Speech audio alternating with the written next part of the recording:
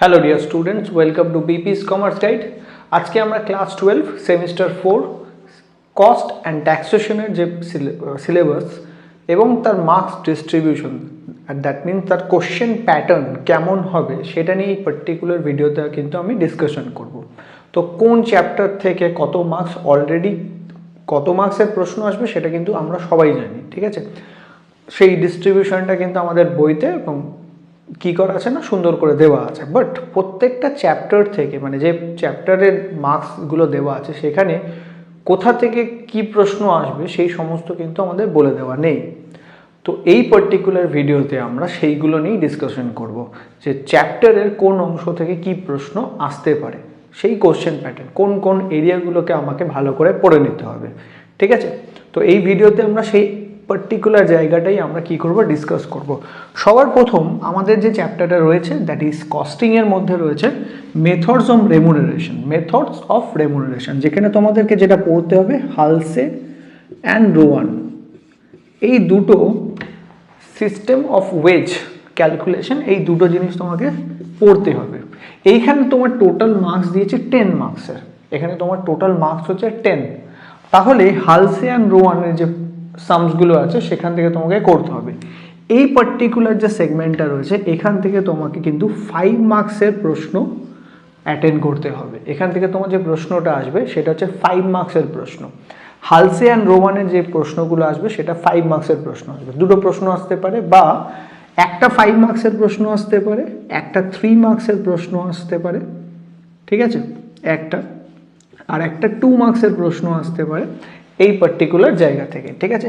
Second, ওভারহেডের দুটো ভাগ, একটা হচ্ছে থিওরি পার্ট আর একটা হচ্ছে প্রবলেম পার্ট, ঠিক আছে। এখানেও সেম 10 নম্বর আছে।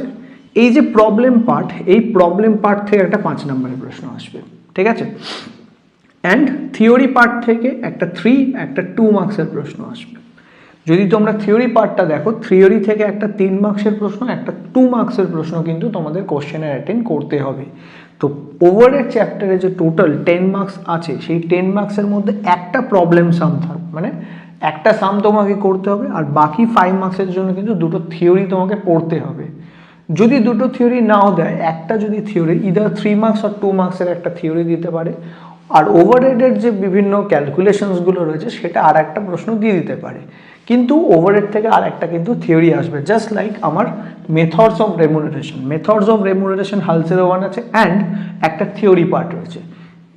একখানা 5 মার্কসের প্রশ্ন, সেখান থেকে তোমাকে হালসে রোয়ানের ওয়েজ ক্যালকুলেশনে একটা প্রশ্ন, একটা হয়তো থিওরি বা দুটো থিওরি দিতেই পারে, একটা 3 মার্কস, একটা 2 মার্কসের।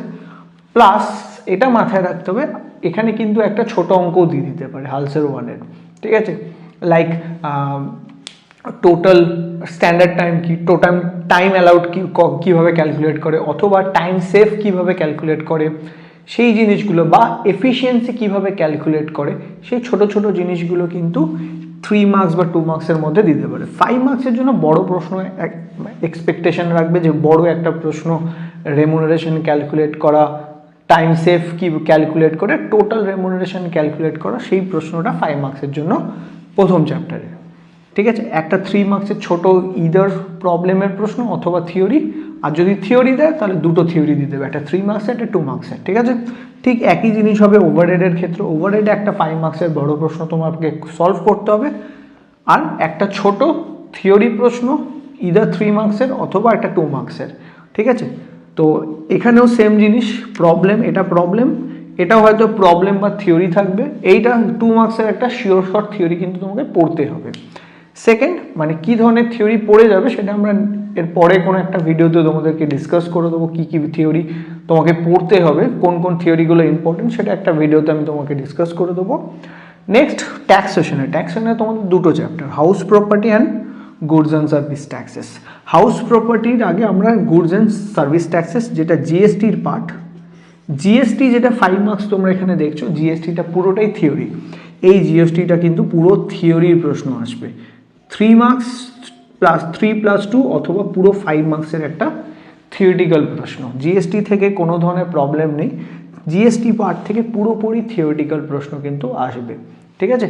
তো জিএসটি পুরোটাই থিওরি।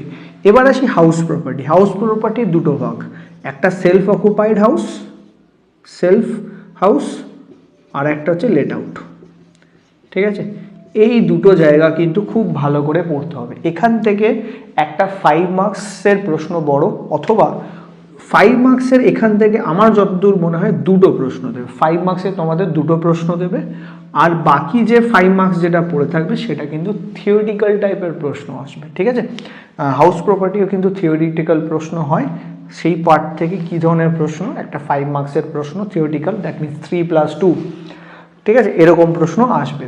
তো এবার তোমরা যেটা বলা যাচ্ছে সেটা হচ্ছে 5 মার্কসের তোমাদের যেটা প্রবলেম আসবে, একটা 5 মার্কস, দুটো 5 মার্কস, আর এখানে কিন্তু দুটো হাউস প্রপার্টি থেকে দুটো বড় 5 মার্কসের প্রশ্ন অ্যাজিউম করে চলো, ওভারহেড থেকে একটা 5 মার্কসের বড় প্রশ্ন, অ্যান্ড মেথডস অফ রেমুনারেশন থেকে একটা বড় 5 নম্বরের প্রশ্ন। তো 5 মার্কসের 4টে তোমাকে প্রশ্ন কিন্তু কস্ট অ্যান্ড ট্যাক্সেশনে অ্যাটেন্ড করতে হবে, আর 3 মার্কসের একটা, দুটো, আর সম্ভবত এখানে 3টে 4টে, ঠিক একই রকমভাবে 4টে 3 মার্কসের প্রশ্ন অ্যাটেন্ড করতে হবে, 5 মার্কসের 4টে, 3 মার্কসের 4টে, অ্যান্ড 2 মার্কসের, এটা 20, এটা হয়ে গেল তোমাদের 12, আর এখানেও 4টে 8, দ্যাট ইজ 40।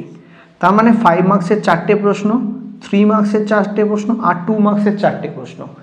এইভাবেই তোমাদের কী করতে হবে, কোশ্চেন পেপারের প্যাটার্নটা থাকবে। কি কি প্রশ্ন, হালস 11 থেকে একটা প্রশ্ন, ওভারহেডের যে তোমাদের যে ডিস্ট্রিবিউশন রিলেটেড যে প্রশ্নগুলো রয়েছে সেখান থেকে একটা প্রশ্ন, কিভাবে ডিস্ট্রিবিউট হয় ওভারহেড সেই পুরো একটা প্রশ্ন, একটা 5 মার্কসের প্রশ্ন, একটা হাউস প্রপার্টি থেকে দুটো বড় প্রশ্ন 5 মার্কসের, আর জিএসটি থেকে কোনো বড় প্রশ্ন, পুরোটাই থিওরি 3+2 অনুযায়ী। ঠিক আছে, এইটা হচ্ছে তোমাদের পুরো যে সিলেবাস রয়েছে, সেই সিলেবাসের যে কোশ্চেন প্যাটার্ন কিন্তু এরকমভাবেই হবে। 5 মার্কস, 3 মার্কস অ্যান্ড 2 মার্কসের প্রশ্ন। 5 মার্কসের বড় প্রশ্ন থাকবে না, ম্যাক্সিমাম 5 মার্কসেরই প্রশ্ন থাকবে। তাহলে তোমাদের কিন্তু প্রিপারেশনটা সেই রকম অনুযায়ী করতে হবে। থিওরিটিক্যাল পার্ট তুমি যদি ছেড়ে চলে এসো তাহলে কিন্তু তোমাদের কিন্তু মার্কস কিন্তু অবভিয়াসলি অনেক কম আসবে। আর একটা জিনিস, থিওরিটিক্যাল পার্টের উত্তর দেওয়া কিন্তু সবচেয়ে সোজা। তোমাদের যে সিলেবাস রয়েছে সেই অংশে theoretical part, that means compulsory ধরে রাখো তোমাদের থিওরি থেকেই, মানে ম্যান্ডেটারি থিওরি তোমাকে 10 মার্কসে লিখতেই হবে, 10 মার্কস থিওরি তোমাকে লিখতেই হবে। ঠিক আছে, তো থিওরি পার্টটা যদি তুমি মিস করে যাও তাহলে তুমি অ্যান্সার করছো কিন্তু 30 মার্কসে। এবার হতে পারে যে এই 30 মার্কসের মধ্যে কোনো যে একটা প্রশ্ন তোমার ভুল হয়ে গেল, তাহলে কিন্তু এই 30 মার্কস থেকে আরও নাম্বার কমবে। তো থিওরি পার্ট কিন্তু কোনো রকমভাবে অ্যাভয়েড করো না, আমার মতে কোনো রকমভাবে অ্যাভয়েড করা চলবে না। থিওরি পার্ট থেকে মিনিমাম 10 নম্বরে তোমাকে কিন্তু অ্যান্সার করতেই হবে। বাকি যে 30 মার্কস যেটা রয়েছে সেটা তোমাকে প্রবলেম রিলেটেড সামস থাকবে। আশা করি তোমরা যা প্র্যাকটিস করছো সেখান থেকে ইজিলি তোমরা সেগুলোকে সলভ করতে পারবে। আর থিওরিটিক্যাল পার্ট যদি না করো 10 মার্কস কিন্তু তোমাকে ছেড়ে আসতে হবে। তো এটা হলো কস্ট অ্যান্ড ট্যাক্সেশনের তোমাদের সিলেবাস, কোশ্চেন প্যাটার্ন।